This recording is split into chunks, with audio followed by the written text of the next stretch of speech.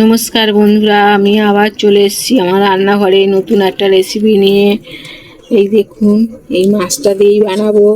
এটা গঙ্গার মৌরলা মাছ। আমি কেটে ধুয়ে পরিষ্কার করে নিয়ে চলে এসেছি। এই মাছ দিয়ে আমি কি করব আমি এখন দেখিয়ে দেবো, আপনারা দেখতে থাকুন। গঙ্গার মৌরলা মাছ দিয়ে আলু দিয়ে টমেটোর কাঁচা লঙ্কা সর্ষে বাটা দিয়ে ঝাল হবে। আপনারা দেখতে থাকুন, প্রথম থেকে শেষ পর্যন্ত দেখবেন। আর সাবস্ক্রাইবার করতে ভুলবেন না, অবশ্যই সাবস্ক্রাইবার করবেন, লাইক করবেন, কমেন্ট করবেন, শেয়ার করবেন, যাতে আমি আবার নতুন রেসিপি নিয়ে চলে আসতে পারি। আপনারাও দেখতে থাকুন। চলুন তাহলে আমার রান্নাঘরে উনুনটা জ্বেলে দিই, কীভাবে করবো সব কিছু দেখিয়ে দেব। উনুন জ্বেলে দিয়েছি। আকাশে তো খুব বৃষ্টি হয়েছে। এই দেখুন, রান্নাঘর আমার জলে পুরো ভেসে গেছে, চারিদিকে জল। আমার রান্নাঘরে খুবই জল পড়ে। আর এই দেখুন, চারিদিকে জল হয়ে আছে, এদিকেও জল পড়েছে।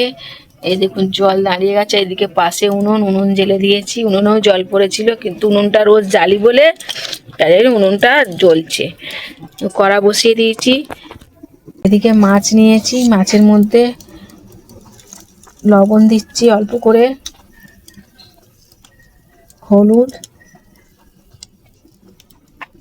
ভালো করে মাখিয়ে নেব। মাছটায় লবণ আর হলুদ মাখিয়ে নিয়েছি। কড়া গরম হয়ে গেছে, কড়ার মধ্যে সরষের তেল দিয়ে দেবো মাছ ভাজার জন্যে।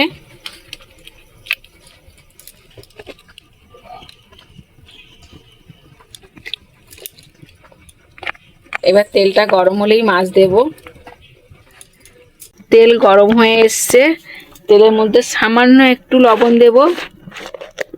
লবণটা দিলে মাছটা কড়ার মধ্যে তেলে লেগে যাবে না, ওর জন্য লবণ দিয়ে দিচ্ছি। এইটা আপনারাও করবেন, মাছ ভাজার আগে অল্প লবণ দিয়ে দেবেন, দেখবেন কড়াই লেগে যাবে না মাছ। এই দেখুন, আমার কাঠগুলো সব ভিজে গেছে, পুরো কাঠগুলো ভিজে, দেখেছেন? রান্নাঘরে এত জল পড়েছে, চারিদিকে জল পড়েছে, এখানেও কাঠগুলো সব ভিজে গেছে। এই কটা কাঠ শুকনো আছে, এই কাঠগুলো দিয়ে আমি করছি আস্তে আস্তে। আর এদিকেও আমি এই কাঠগুলো একটু শুকনো বলে এই কাঠগুলো দিয়ে উনুন ধরিয়েছি। আর এগুলো পুরো ভিজে গেছে, এই দেখুন এখনো জল রয়েছে। আর রান্নাঘরে তো জলে ভেসেই গেছে, আমি ঝাঁট দিয়ে তারপর আবার উনুন জ্বেলেছি। গরম হয়ে গেছে, এবার অল্প মাছ দেবো প্রথম।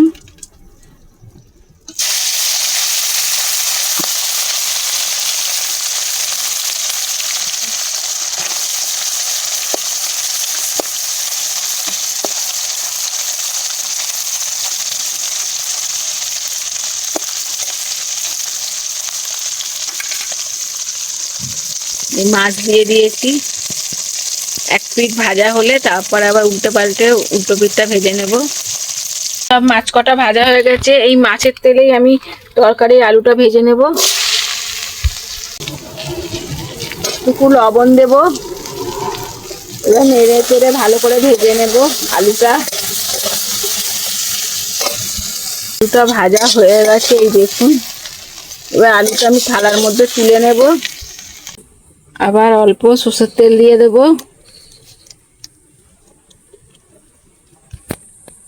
এবার দিয়ে দেবো হাফ চামচ কালো জিরে,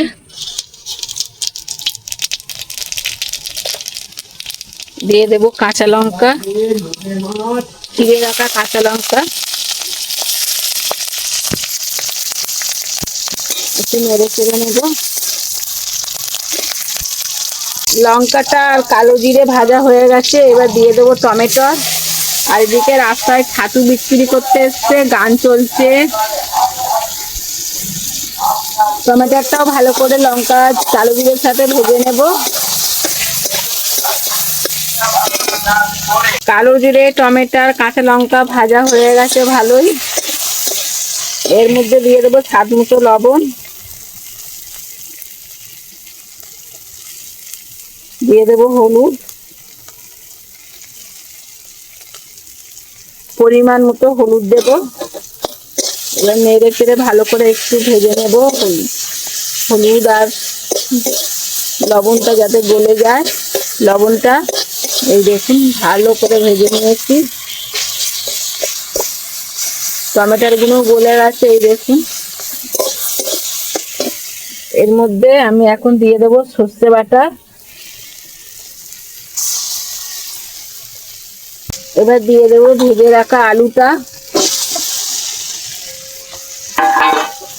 একটু ভালো করে নেড়ে চেড়ে কষিয়ে নেব।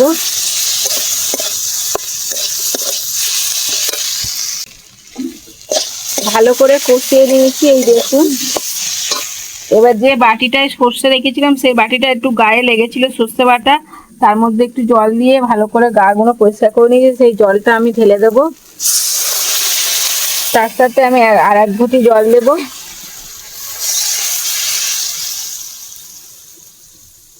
এবার ভালো করে নেড়ে চেড়ে ভালো করে ফুটিয়ে নেব, যাতে আলুটা গলে যায়। তরকারিটা কত সুন্দর ফুটছে দেখুন, জলটা অনেকটা কমে গেছে, এই দেখুন। এবার আমি ভেজে রাখা মাছটা দিয়ে দেবো।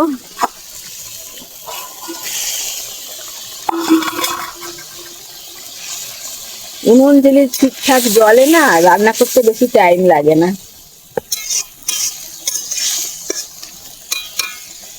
আর 2 মিনিট ফোটাবো, ফুটিয়ে নামিয়ে নেব। এই দেখুন, মৌরলা মাছের ঝাল আমার রেডি হয়ে গেছে। এদিকে বাটি নিয়েছি, বাটির মধ্যে ঢেলে নেব। মৌরলা মাছের ঝাল রেডি হয়ে গেছে, এই দেখুন। এই ঢেলে নিয়েছি, এবার ওপর দিয়ে হালকা করে একটু সরষের তেল ছড়িয়ে দেব।